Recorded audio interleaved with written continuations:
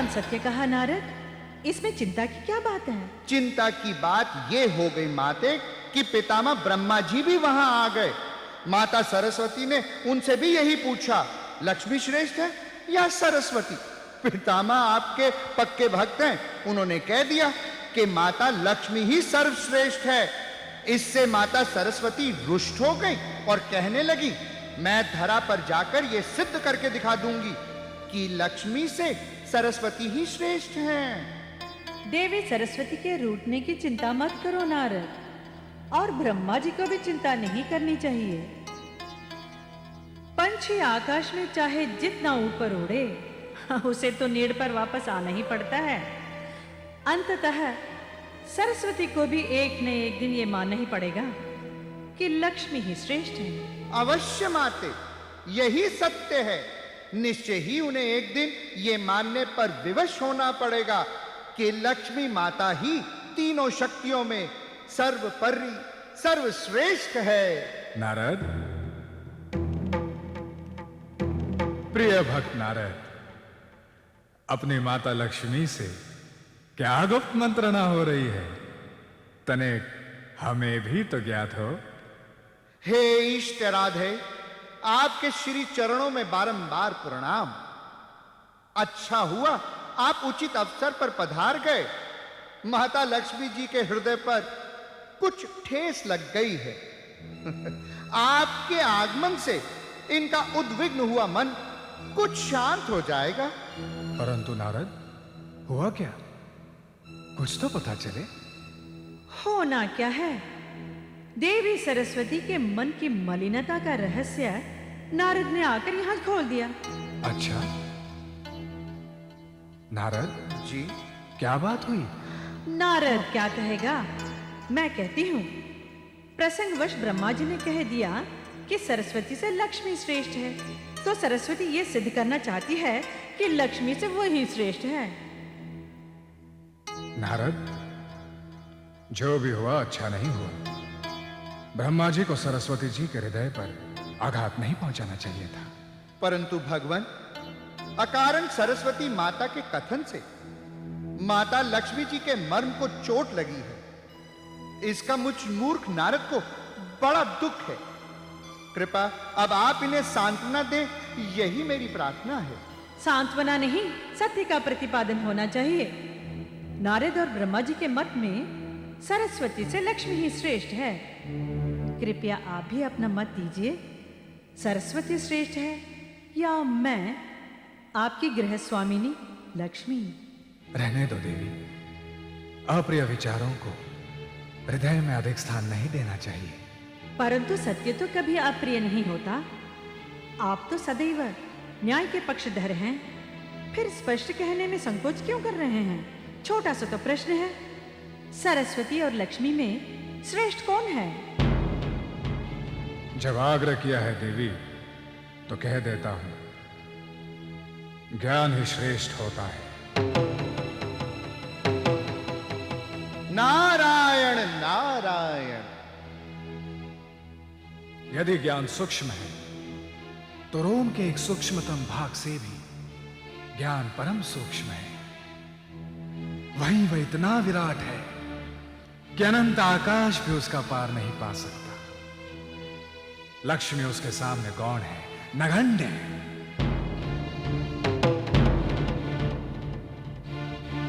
ज्ञान स्थिर है, लक्ष्मी चलायमान है। ज्ञान की चोरी नहीं होती, वो कभी घटता नहीं, बल्कि बढ़ता ही जाता है। परंतु लक्ष्मी की चोरी होती है, लक्ष्मी का विनाश भी हो जाता है। लक्ष्मी के लिए धरती पर सदैव युद्ध हुए, परंतु ज्ञान के लिए कभी नहीं। देवी, तनिक सोचो, ज्ञान के बल पर ही अगस्त ऋषि ने रत्नों के भंडार तुम्हारे पिता रत्नाकर समुद्र को 3 आचमन में पीकर उनके अहंकार का दमन किया था। हे प्रिय, तुम तो हमारी भार्या हो, परंतु जब महर्षि भृगु ने कुपित होकर हम पर चरण का प्रहार किया था, तो उनके ज्ञान को आदर देकर ही हमने अपने हृदय पर उनके चरण चिन्ह को सदा के लिए अंकित कर लिया था। बस बस, ये सरस्वती वंदना रहने दीजिए। प्रिय, ये यथार्थ है। ज्ञान से ही लक्ष्मी का विस्तार होता है, और जब ज्ञान न हो तो लक्ष्मी चरित्रहीन, वैश्यगामी, मद्यप, द्योतखोरों और व्यभिचारियों के हाथ की कठपुतली बन पतन को प्राप्त हो जाती है। देव, आप कुछ भी कहते रहें, मैं आपके प्रमाणों को मान्यता नहीं दूंगी, क्योंकि हर काल में आपकी भाषा और आचरण भिन्न होते हैं। त्रेता युग में राम बनकर एक पत्नी व्रतधारी मर्यादा पुरुषोत्तम कहलाते हैं, तो द्वापर में कृष्ण बनकर 16,108 रानियों के पति बनकर मर्यादा के बंधन से रहित हो जाते हैं।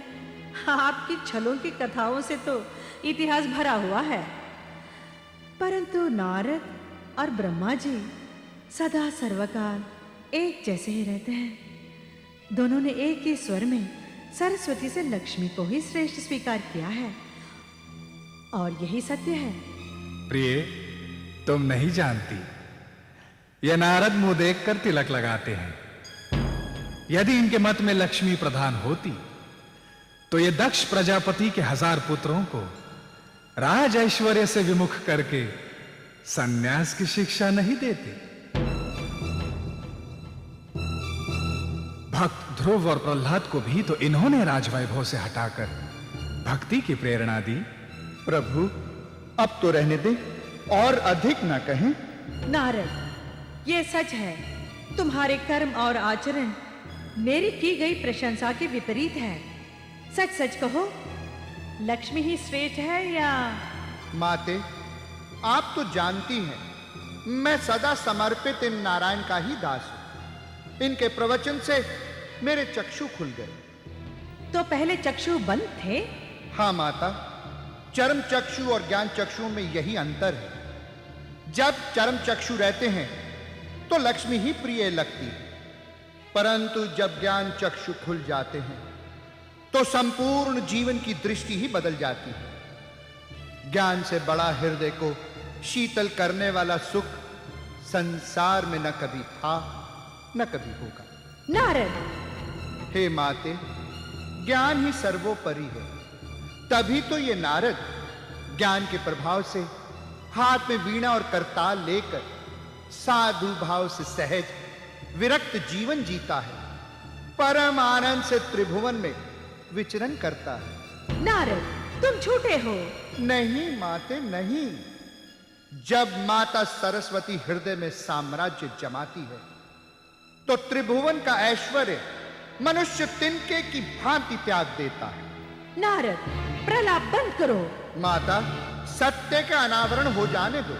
ज्ञान यदि महान नहीं होता तो बड़े बड़े ऋषि मुनियों की पालकियां राजा महाराजा कभी नहीं उठाते। ज्ञानियों की चरण रज मस्तक धारण कर उनका चरणों डक मुख में पान नहीं करते। बस बस, बंद करो ये सरस्वती पुराण। तुम सरस्वती पुत्र से मैं आशा नहीं रखती, और नारायण भी ब्रह्मा के ही पक्ष लेंगे, क्योंकि वो भी इन्हीं के नाभि कमल से जो जन्मे हैं। परंतु याद रखना, बिना लक्ष्मी के तो नारायण भी शोभा नहीं पाते। मैं आप सभी को सिद्ध करके दिखा दूंगी कि बिना लक्ष्मी के सभी तेज शून्य हो जाते हैं।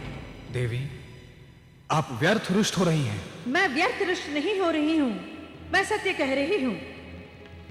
अब तो यह सिद्ध होकर ही रहेगा कि तीनों शक्तियों, ज्ञान, शक्ति और धन में मैं लक्ष्मी ही श्रेष्ठ थी, श्रेष्ठ हूं और सदा सर्वकाल श्रेष्ठ रहूंगी।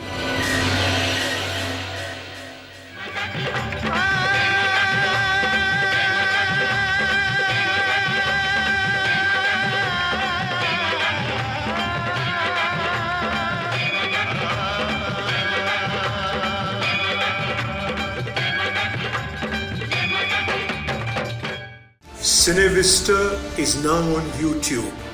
Like, share and subscribe for more.